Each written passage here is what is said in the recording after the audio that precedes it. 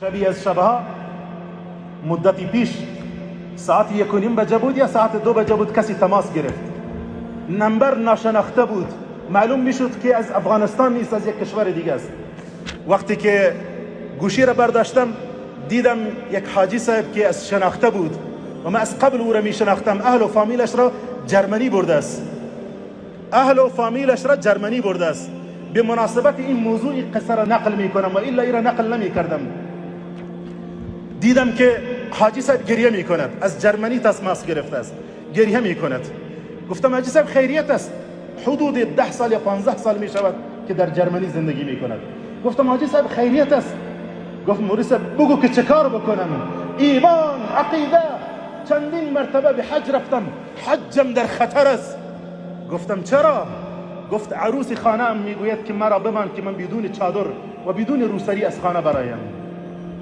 من گفتم اینها را من آوردم به اینجا، الان از دست من میرود، الان میخواهد حجاب را مراعات نکند، او میخواهد به تنهایی برود و الان خانه را برای من تنگ کرده است، خانه را برای من آتش ساخته است. شب و روز ما از یک طرف زور میزنم و آنها از طرف دیگر میگویند که ما باید بدون چادری، بدون روسری ما باید براییم و بیرون شویم. ما شرممان میاد که ما روسری داشته باشیم در میان این همه زنهایی که روسری ندارن، سرهایشان لوچ است. ما چه قسم؟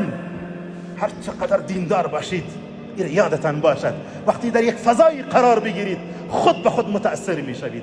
و توی پدر که فقط چند سبا مانده است برای مرگت، تو در قبرت تک و تنها میخوابید، اما ناموست را در جایی میمانید که بعد نمیدانید که عواقبش چه خواهد شد.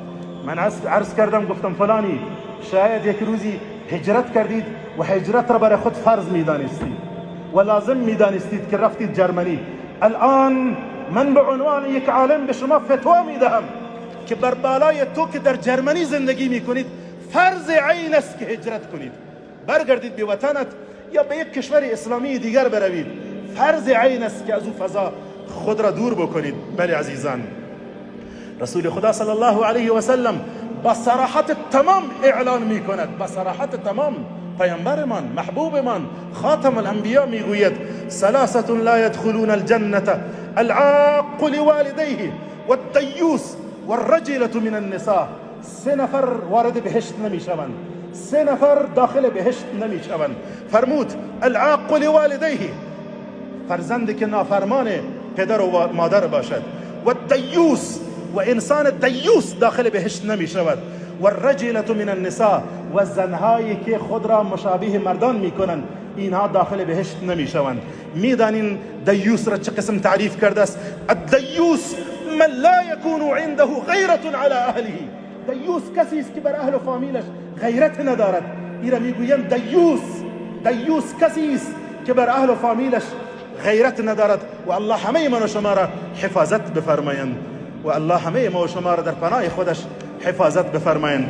عزیزان، اوضاع چندان خوب نیست، حالات چندان خوب نیست. من تعجب میکنم، ما در 2 وقت خود را خوب نشان میدهیم. بعضی از انسانهای بسیار با دیانت و مؤمن، انسانهای خانواده بسیار سنگین است، اما در 2 وقت خود را نشان میدهند. یکی در وقت غم، دوم در وقت شادی. یکی در وقت غم، دوم در وقت خوشحالی.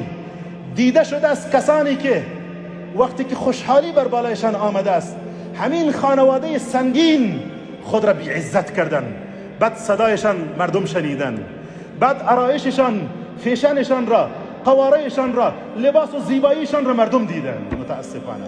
و دیده شده است کسانی که خانواده‌ای که بسیار سنگین بودن اما در وقتی که در خانهشان غم آمده است، مرده شده است در خانهشان، بعد میبینیم صدایشان بلند شده است. بعد دیگه هر کس رفته به داخل خانهش، همین زنهایی که این روز کسی اینها را ندیده بود اما هنگام غم این زنها را میبینن، روی این زنها را میبینن. الله نجات بدهد. عزیزان، بسیار خطرناک است. من بسیار تعجب میکنم و حیرانم برای جوان مسلمان، برای موسفید مسلمان که این چه قسم غیرت است. وقتی که عید میشود و شما عید گشتک میروین، به اصطلاح خودتان اینجا برو انجا برو، اینجا دیگه کسی حجاب نمی کند. حجاب را کسی چپ هم نگاه نمی کند. فکر می کند که حجاب در روز عید تعطیل است. فکر می کنند که حجاب در روزهای عید رخصتی گرفته است. بعد همین زنها را می بینیم که با فیشن و آرایش، با لباسهای بسیار قیمتی و زینتی از خانه هایشان می برایند. موهایش را ببین، چهرهش را ببین، لباسش را ببین. اینها عید گشتک می روند بدون حجاب اسلامی.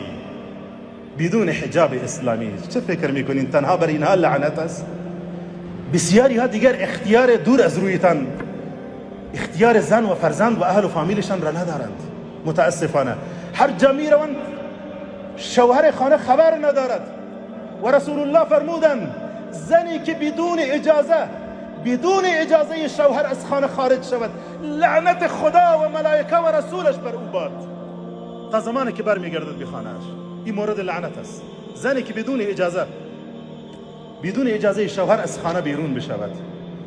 لذا شما در بسیاری از مسائل کوچک آنها را سست گرفتین، بعد میبینیم که گپ بسیار به جای کلان میرسد و نباید اجازه بدهید. بان که به شما کهنه فکر بگویند، بان که به شما حاجی صاحب بزرگوار، موسفید عزیز، بان که به شما عقبگر بگویند، بان که به شما بگویند توده دماغ، اوها خود را پیشرفته میدانند. اوها خود سر عمامه و کلاه و ریش پدرشان میشرمند. بان که بگویند، ولی قبر را در پیش رو دارید، تک و تنها در آن مانده میشوید. از الان اخلاق خانوادات را تغییر بده. از الان بر بالای تربیت خانوادات کار بکن. فکر نکن که حجاب مسئله است که مربوط به حکومت برمیگردد. حجاب این قانون امارت اسلامی است، این قانون رب العالمین است، این قانون الله و رسول است.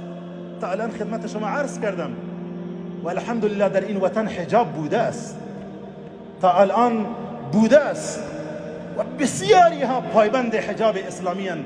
بسیاری از سیاسرها دیده شدند که پایبند حجاب اسلامی هستند، الا ماشاء الله که باید بالایش کار کرد.